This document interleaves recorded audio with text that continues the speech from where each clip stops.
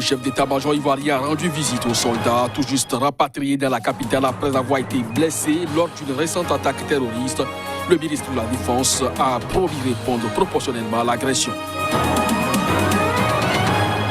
Le gouvernement du Burundi a tenu jeudi une réunion extraordinaire du Conseil des ministres, ceci pour discuter de la marche à suivre après le décès soudain du président Pierre Nkurunziza qui soulève des incertitudes.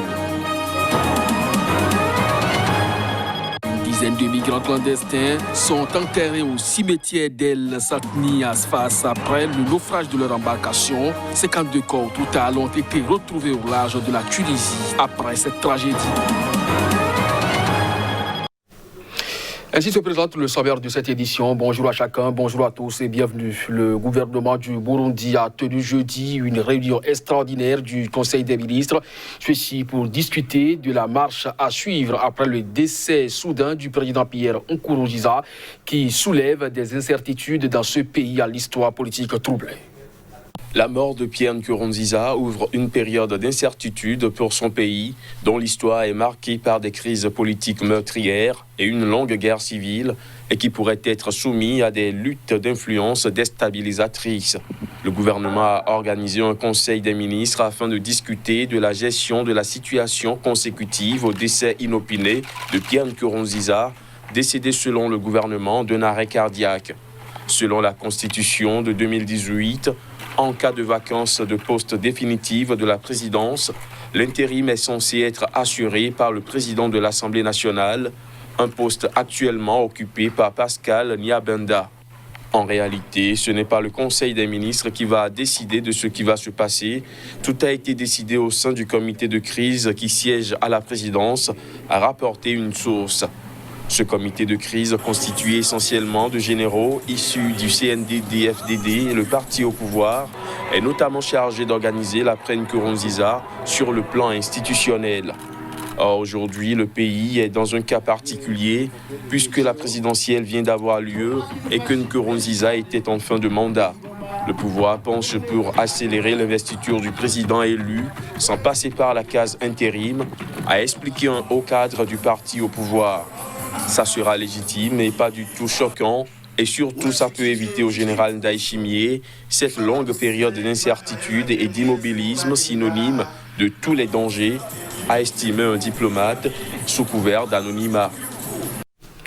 Le chef d'état-major ivoirien a rendu visite aux soldats tout juste rapatriés dans la capitale après avoir été blessés lors d'une récente attaque terroriste. Le ministre de la Défense ivoirien a promis le renforcement de la présence des forces de défense autour de la frontière.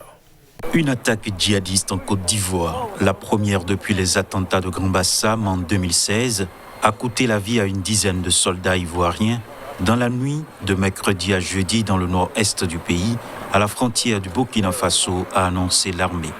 Probable réplique à une opération anti-djihadiste en mai dans le secteur.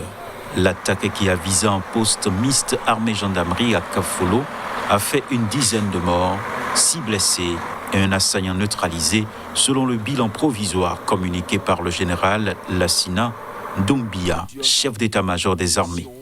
Différentes sources sécuritaires ivoiriennes et burkinabées ont parlé de 9 à 12 morts, ainsi que 6 blessés et 2 disparus parmi les forces de l'ordre ivoiriennes. L'attaque s'est produite dans la même zone que l'opération anti-djihadiste menée conjointement par les armées ivoiriennes et burkinabées en mai, a souligné une source de sécurité ivoirienne. Nous avons pris des dispositions, mais là nous ferons le point de cette attaque-là et puis renforcer notre présence autour de la frontière. Et je pense qu'immédiatement, il y aura du renfort aérien et le ratissage permettra, j'en suis sûr, de neutraliser ceux qui ont fait ça. Cette opération avait conduit à la mort de 8 djihadistes présumés, l'arrestation de 38 suspects et la destruction d'une base, selon l'armée ivoirienne. Le Burkina Faso voisin subit des attaques djihadistes de plus en plus nombreuses et meurtrières que l'armée ou les responsables politiques semblent incapables d'enrayer. 1 millier de personnes ont été tuées depuis 2015. Cette attaque en Côte d'Ivoire, où une élection présidentielle est prévue en octobre, illustre de nouveau une poussée de la menace djihadiste vers les pays du Golfe de Guinée, après le Sahel. L'ancien président ivoirien Laurent Gbagbo rentrera-t-il bientôt en Côte d'Ivoire à la faveur de l'assouplissement de sa liberté conditionnelle accordée par la Cour pénale internationale? Une question à mille inconnus qui demeure sans réponse, mais sans attendre. Son ex-premier ministre Pascal Affi N'Guessan affiche déjà les couleurs. L'homme mise sur l'élection présidentielle d'octobre prochain. Premier chef de gouvernement de Laurent Gbagbo, Pascal Affi N'Guessan préside depuis peu le Front populaire ivoirien, FPI, fondé par son ancien mentor, dont il plaide le retour au pays. Et pour cause, après plus de 7 ans de détention à la Cour pénale internationale, Laurent Gbagbo a été reconnu non coupable en janvier 2019 de crimes commis entre 2010 et 2011 lors des violences post-électorales. En liberté conditionnelle, dans l'attente d'un éventuel appel, il vient cependant de retrouver une liberté de mouvement. Forcément, il va revenir. Il ne peut pas rester éternellement hors de Côte d'Ivoire, d'autant qu'il est acquitté et que de toutes les manières, il sera déclaré libre de rentrer. Et je crois que c'est le cas d'ailleurs à l'heure actuelle, même si il est encore sous contrôle judiciaire. Mais ça là, c'est une question de temps. Donc, il faut s'attendre à ce qu'à un moment ou à un autre, il revienne en Côte d'Ivoire.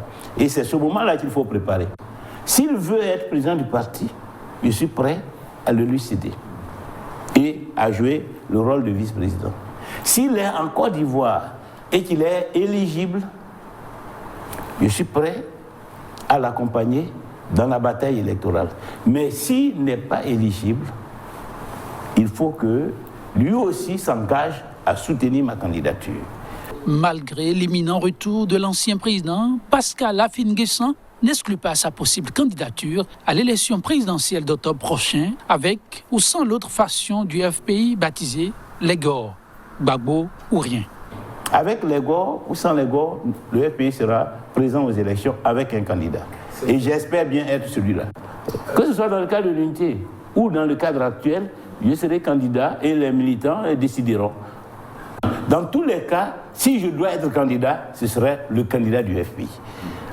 Sauf si il y a un autre candidat qui est choisi par les militants du FPI, voilà, du FPI, que nous incarnons.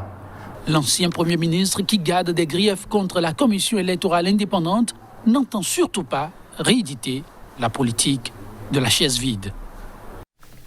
Au Mali, le président Ibrahim Boubacar Keïta a reconduit à son poste son premier ministre démissionnaire Boubou Cissé. Il a chargé de former le prochain gouvernement. La confirmation à son poste du premier ministre intervient sur fond de mécontentement dans la capitale. Le président malien Ibrahim Boubacar Keïta a reconduit ce jeudi à son poste son premier ministre démissionnaire et l'a chargé de former le prochain gouvernement malgré une grave crise politique qui secoue le pays. Avec cette reconduction de Boubou Cissé, le chef de l'État semble avoir choisi au moins pour le moment de ne pas sacrifier son premier ministre à son poste depuis 2019. Il faut dire que la démission du chef du gouvernement s'apparentait à une formalité après la récente installation d'un nouveau Parlement consécutive aux élections législatives de mars-avril dernier. La confirmation à son poste de Boubou Cissé intervient sur fond de mécontentement dans la capitale Bamako. Vendredi, une coalition hétéroclite emmenée par un leader religieux influent a fait descendre dans les rues de la capitale des dizaines de milliers de personnes réclamant la démission du président qu'ils jugent responsable de la profonde crise multiforme que le Mali traverse depuis 2012. Les manifestants ont dénoncé la grave dégradation sécuritaire du pays, meurtri par les attaques djihadistes et les violences intercommunautaires, la pauvreté, la défaillance des services publics ou encore la corruption, comme autant de maux dont ils jugent responsable le président actuel. En République démocratique du Congo, une peine de 20 ans de prison a été requise par la justice contre Vital Kamerhe, allié politique et directeur de cabinet du président Félix Tshisekedi. Dans cette affaire de corruption sans précédent, Vital Kamerhe est poursuivi pour le détournement présumé de quelques 50 millions de dollars. 20 ans de travaux forcés et 10 ans de déchéance de ses droits civiques. Telle est la réquisition du procureur à l'encontre de Vital Caméré, jugé avec 2 co-accusés pour détournement de fonds publics. La même peine de 20 ans a été requise contre le premier des 2 co-accusés, l'entrepreneur libanais Jamal Sami, que le parquet souhaite voir quitter le territoire congolais à l'issue de sa peine. Une peine supplémentaire de 15 ans a également été requise contre Caméré et Sami pour corruption aggravée. Le cumul des peines ne doit cependant pas dépasser 20 ans de travaux forcés ou de servitude pénale. Le parquet a également demandé la confiscation des fonds sur les comptes bancaires de l'épouse de Vital Caméré, de la fille de celle-ci et d'un cousin de l'accusé, ainsi que la confiscation des propriétés immobilières acquises avec les fonds détournés pendant la période allant de janvier 2019 à ce jour. Dans ce procès sans précédent, l'allié politique et directeur de cabinet du président Félix Tshisekedi est poursuivi pour le détournement présumé de quelques 50 millions de dollars de fonds publics. Cet agent devait financer un volet des travaux d'urgence du programme des 100 jours lancé par le chef de l'État à son arrivée au pouvoir.